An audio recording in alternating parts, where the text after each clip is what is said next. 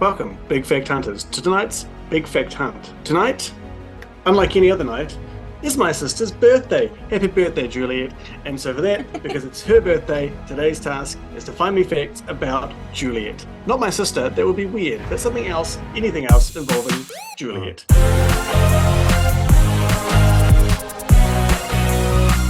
Fact Hunt! Welcome back, Fact Hunters, to today's Big Fact Hunt. I've just sent my three friends, Samuel Smith, Jennifer Jewell, and Nathan Kennedy, on a 30-minute hunt to find facts about Juliet, in honor of my sister, my beloved sister, who turns a date today. So now we're going to get into it. I'm not sure if she would just want me to just saying how old she is, because then people can find her and Don't do that. That's weird. Steal her stuff. Just drop her bank account number and full address in the comments, and that'll be fine. I've got her real me. I can do her real me, and that's about it. Well, let's not lollygag anymore. And speaking of people who gag on lollies, Samuel Smith. Please have a fact. See, I've been doing some Facebook stalking, and I do believe Juliet Bloom, I believe her birthday isn't actually today. I believe it was yesterday. Yes, we're in the business of facts. Thanks, guys. Thanks, guys, for ruining. So thank you for being one day late, Tom. We were going to film. I thought we were going to film last night, and so you know what? In fact, no. You both lose a point for arbitrary nonsense. So Can I have an Facebook extra point for stalking, not mate. stalking your family members? You guys are literally in like showbiz and have no idea about filming things early and saying it was on a different day. Sam, you lose 2 points. in which case, my fact is your sister was born on the same day as Dora the Explorer.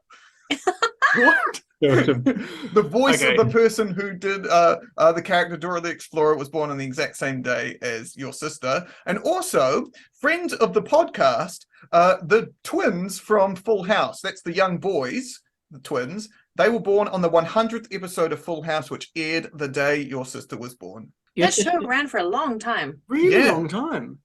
And if you want to find out more about that, look at the podcast we've done exactly only about Full House. Yeah. Okay, Your sister Sam? does share some amazing birth and death, because I don't want to have to come back to this. Anne Hathaway, Ryan Gosling, and Tonya Harding, all the same day, all very interesting. Anne people. Hathaway, the currently living American actress, or No, Anne Shakespeare's Hathaway, wife. Shakespeare's wife? Yeah, currently living American actress. I've been in a movie with her. uh-huh. I was in a movie called The Other Side of Heaven, and I played her future husband's brother. Oh well. Yeah. That's so but cool. yeah, That's very good. also on the death thing, Stan Lee, and just because it's funny, Pope Boniface. That is the- Stan Lee's not dead, is he? Stanley died He's ages ago. super dead. Yeah, What? yeah. Isn't he still appearing in all the movies? He's No. made several posthumous appearances. Guys, this is heartbreaking. I'm going to need a break. Kenny, can be a fact. So I found out the book that your sister was named after, which may or may Okay. not be an actual fact. It's a not. novel by the Marquis de Sade, which probably No, you can guess where I'm don't going do with this. Don't do this. So have you read this, Jen? Or are you I familiar haven't with read it. I've read others of his work and You're am familiar aware with of the the, general tenor of his content. Can I say, Yeah, I only but know then- about the Marquis de Sade because they mention him in the You'll Be a Dentist song from Little Shop of Horrors. Who wants their teeth done by the Marquis de Sade? So I don't know who that is. Could you please tell me? So he gave his name to sadism, if that's a little bit of a hint. Oh, yeah. So I believe he was freed from the Bastille when they stormed it, him and like two Hmm. other people. So he was famous for penning works of, well, I'll just give you the title. It translates in English to Juliet, Vice Amply Rewarded. And it was part of two books, one book called Justine, where a lady led a blameless and chaste life and was never rewarded for it. And Juliet did not and was. Had a So, great time. it is violently pornographic. It includes cannibalism, incest, and other lovely stuff. Download it from your favorite dodgy internet site. And it stars the Pope. I'm 5 minutes into this podcast and I'm already going to have to send an apology to my sister. So good work, guys. So we're doing great, yes. Jen, can I please have a fact from you? I am going to go with, what if Juliet didn't die? What? So obviously, the first Juliet who comes to mind when we talk about Romeo and Juliet is, the first Juliet who comes to mind when we talk about the name Juliet is the young lover from Shakespeare's Romeo and Juliet. There is currently on stage in London a show called And Juliet, which asks the question, what if she didn't die? And basically the conceit is Shakespeare takes his wife, Anne Hathaway, who shares a birthday with Tom's sister Juliet. And was in a movie with me. And was in a movie with Sam. He takes his wife to see the first performance of Romeo and Juliet, and halfway through she's like, yeah, I don't like it. Why does she die? Let's not do that. And then they start rewriting the story. Well, at the end. And then they rewrite the story and start inserting themselves in as characters. And the show is a jukebox musical using the songbook of Max Martin, who became famous in the late 90s, writing a string of certified bangers for Britney, Backstreet Boys, and NSYNC. Oh my God. I know, it's amazing. It opened in 2019, and to give you an idea of how kind of thoroughly modern Julie the show is, after finding out at the start of Act 1 the Act 1 of And Juliet, which is obviously after Juliet's gone, oh my God, I'm not dead. Oh shit, my boyfriend's dead and I have to go to his funeral. At the funeral, she finds out he was a bisexual man whore and was just shagging around with everyone. So she's like, don't like you anymore. So she flees to France, finds love with a new guy called, somewhat like on the nose, Francois. And then in Act 2, just before she gets married to Francois, he, Shakespeare, her non-binary friend May, and the ex-lover of the nurse perform Everybody Backstreet's Back. What? Everything I have heard about this show, my friends who have been to see it, I cannot wait for it to come here. It just sounds ridiculous and fantastic and amazing, and I love it immensely already. It was nominated for an Olivier for Best New Musical when it came out, the year it came out. And it's basically like Juliet kind of realizing that she's more than just this relationship. It does also age her significantly, so she's in her 20s, which is good. Because obviously in the original Shakespeare, she's 13. When she first hooks up with her new partner, Francoise, she sings, Oops, I Did It Again. Nathan Kenny, can have his effect. This is very close to your heart, I think, Tom, and you'll have a lot of fun telling Juliet when she inevitably doesn't listen to the podcast. So there is a frog called Juliet. And excellent. So the world's loneliest frog lived alive for 10 years. He had been found in a single stream in Bolivia, but all of the other frogs that had ever been in that stream with him had been killed by the chytrid fungus that ran through it in the early 20s. So he was taken away to this museum, Sen Hooker's water frog. He was given a name. No one had seen any Sen Hooker's water frogs for 10 years in this museum. But to find him a mate, the workers from this museum made a Match.com profile to raise money to fund an expedition, and they raised $25,000. They sent a special expedition to the streams around the single stream where this species was known. They found 5 more of these frogs, 3 males, 2 females, named one of them Juliet, hopped her in with Romeo, and there they've lived happily ever after. Oh, so they poisoned each other. They're frogs. They're South American frogs, so they probably just licked one another. Really cute. I thought South American frogs could just change their sex, like in Jurassic Park. Not all of them. Don't lump them all together, Sam. That's not racist. That's something. I'm sure it's something. Jennifer Jewell, can I get a fact from you?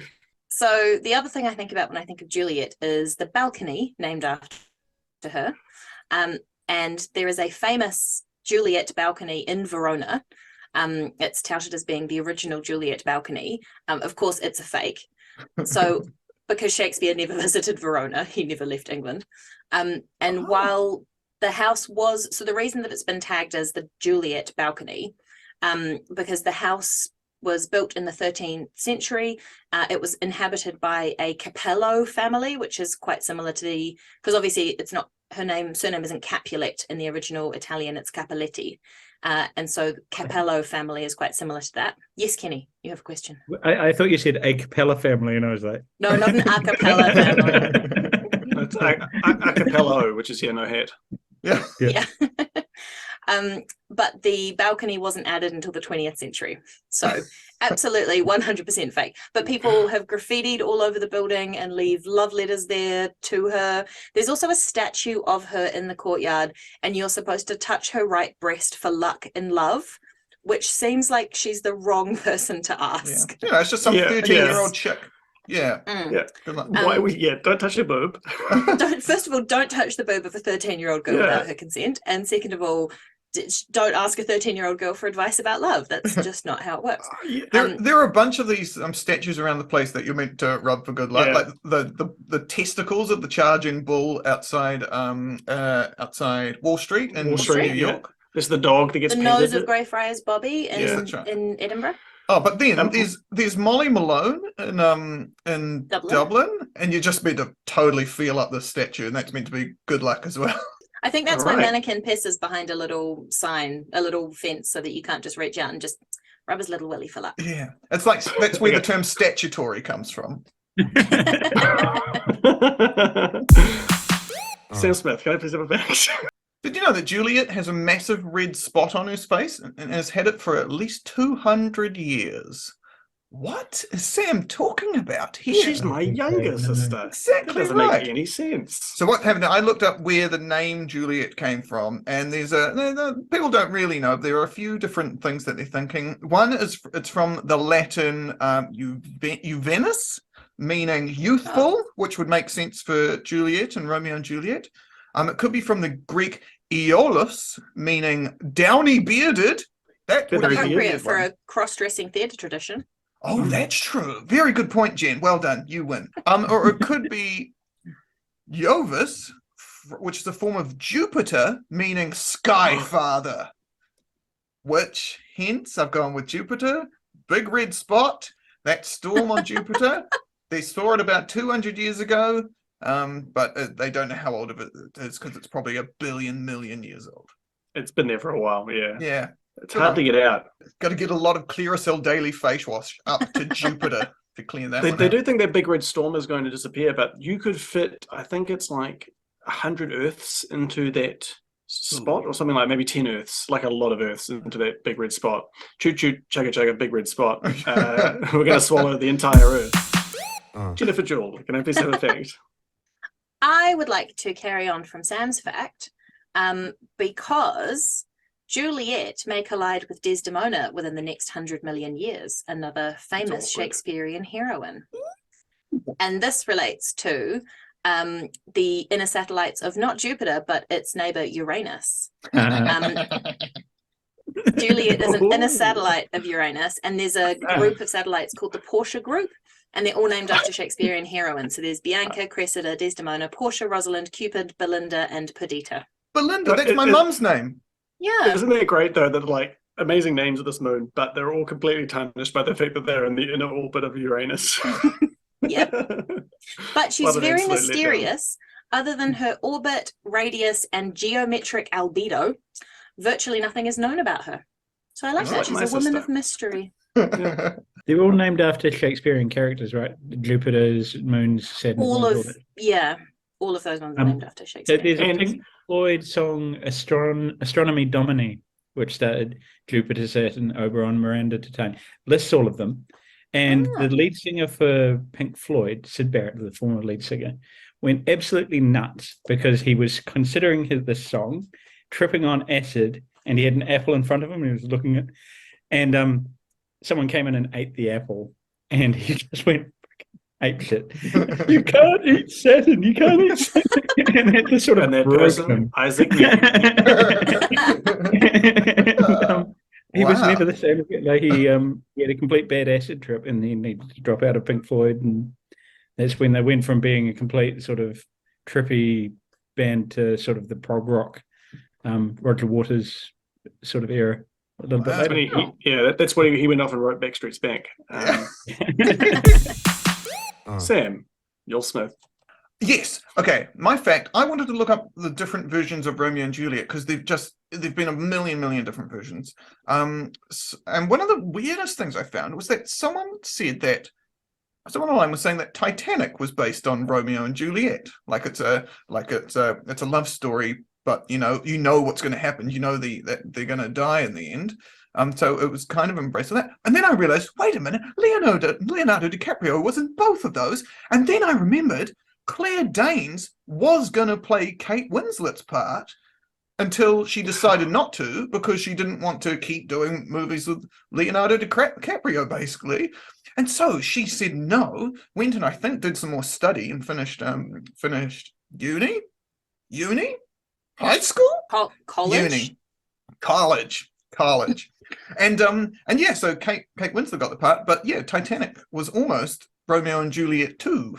So everyone knows West Side Story is based on Romeo and Juliet, but Bring It On also has a movie that they did called Bring It On In It to Win It, which was based on West Side Story, so therefore also based on Romeo and Juliet. And then there's also been West Bank Story, which is the same story but between Israeli and Palestine. And then that hasn't aged well. yeah. And then there's Romeo and Juliet Must Die, which is the martial arts one that came out when we were teenagers. And then there's Warm Buddies, where Romeo is a zombie and Juliet is a human. That's why they can't be together, because he's a zombie and she's a human. He takes a cure and becomes human, and she is trying to be with him, so she's trying to become a zombie. I'm pretty sure the film is starring Nicholas Hoult, and I've read the book and seen the movie, but I can't remember what the ending is. It is a novelization. It's so good. Yeah. About a zombie boy. I do want to point out, Sam, your point about Romeo and Juliet being like, you know the ending and Titanic's the same as that. I saw Titanic in theaters because I'm very old. I think the second time I saw it, as I was coming out, everyone was kind of crying, as you do, and I heard someone say, "I just can't believe the boat sank." And I was like, really? It's like literally the whole point. Imagine if they didn't. He's like, James Gunn was like, I'm going to take it a different direction, and the boat just docks safely in New York City. It hits the iceberg, but just smashes through it, and the bits of iceberg land in everyone's drinks, and they have nice, cool drinks. Nathan Guinea, can I get a fact, please? So we've started talking about boats, so I'll continue. So I thought, Juliet, boats are often called names that are female. Let's look for boats that are called Juliet, and there are actually very, very few of them, but there is one at the moment. And it is actually called Wide Juliet, WIDE, as in girthy Juliet. And it's now off the coast of Shanghai. So it weighs 51,000 tons. It was built in 2015. It's Marshall Islands flagged, and it's 255 meters long.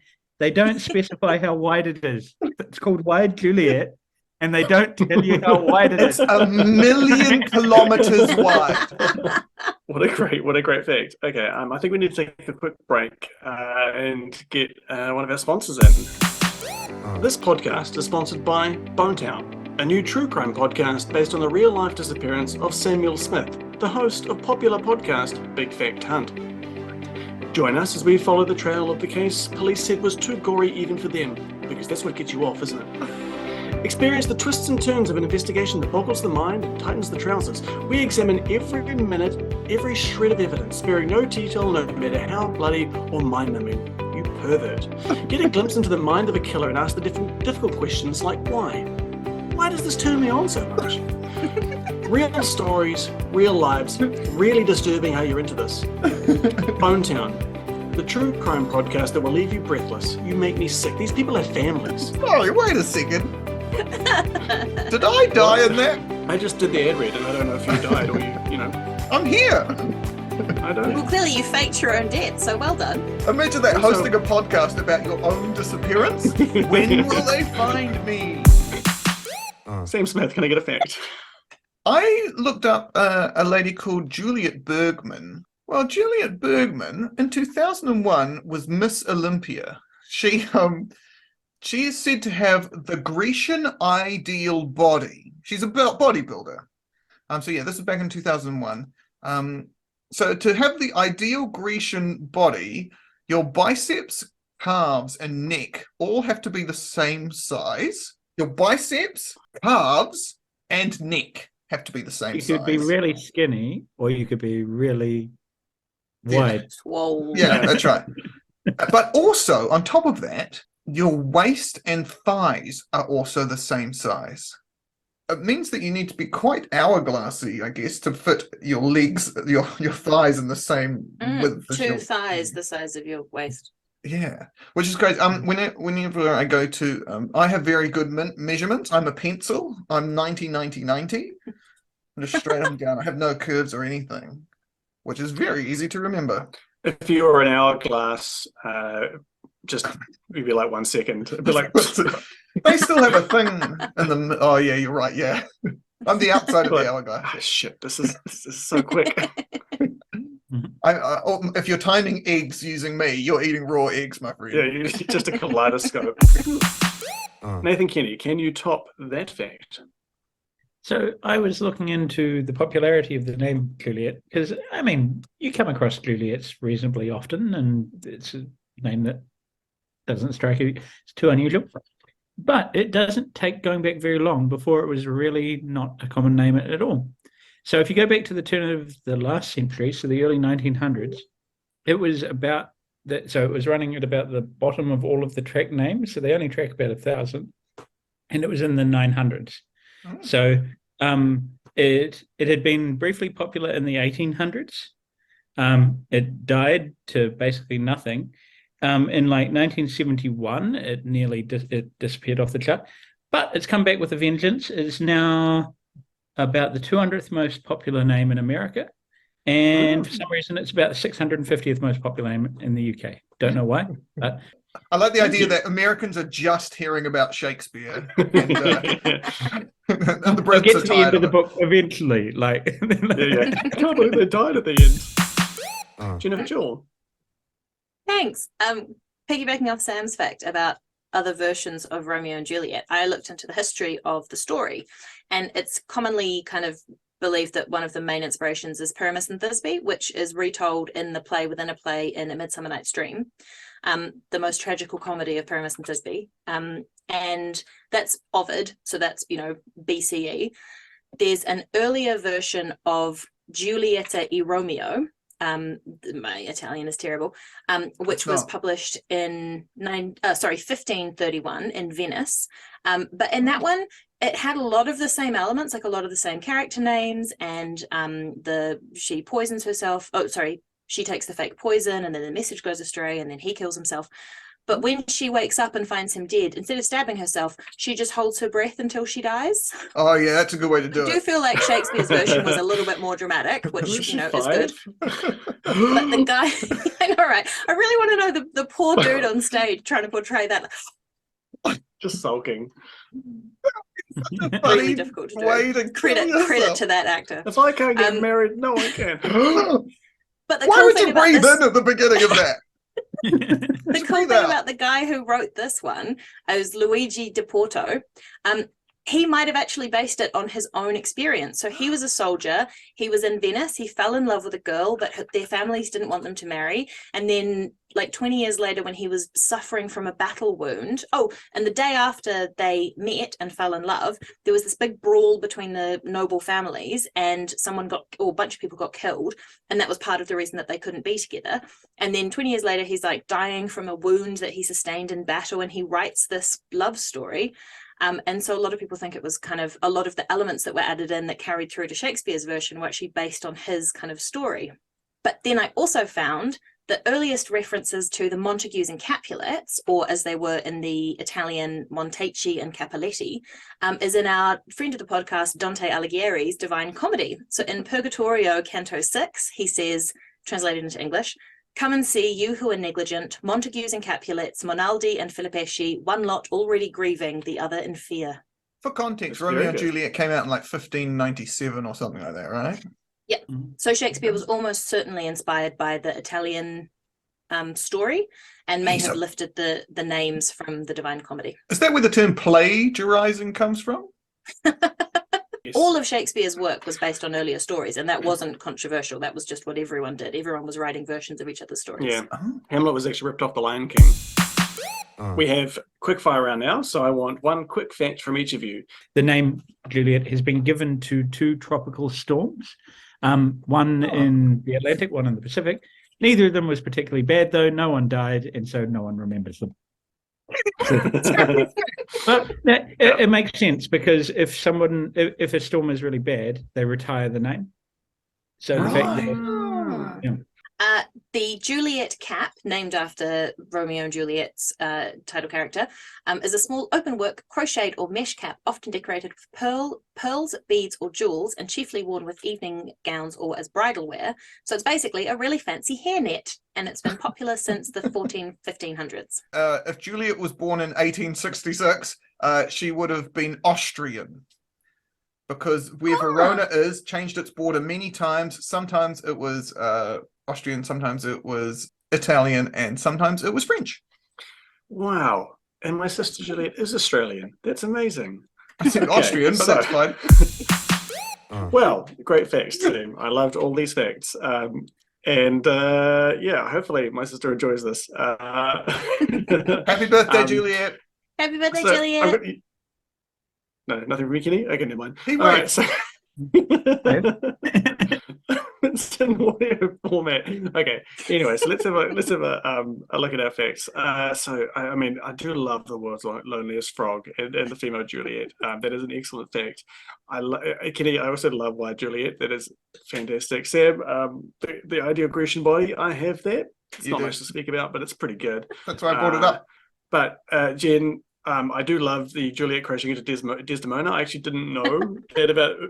I mean, just all the Uranus aspects of that. But I think it's funny every time. It's so great. But I think the top fact has to go to And Juliet, which I had no idea existed, and I'm so happy that it does, and that they had Backstreet's Back playing. It's just like a millennial's absolute wet dream. If it comes to New Zealand, we all have to go as a group trip. We have to go. We'll have to go and do like a review podcast. But so Jen, congratulations, you win. Yay, well done, Jen. Thank you so much. I deserve this. If you enjoyed those facts, and if you're one of my 31 other sisters who listens to this podcast or would like us to do something, please don't hesitate to get online and head down to YouTube, give us a comment, give us a like, give us a retweet, we're not on Twitter, actually, that's a dumpster fire at the moment, but anywhere else, not Facebook, that's also dumpster fire. Mastodon, I guess. I'm on Tumblr. Mastodon now. Here you go. Mastodon? Don't do it on TikTok. TikTok's really bad. Yeah, it's great. But next week, we will see you all for another big fact hunt about big fact questions that you'll be asking big fact thoughts about. So see you next week.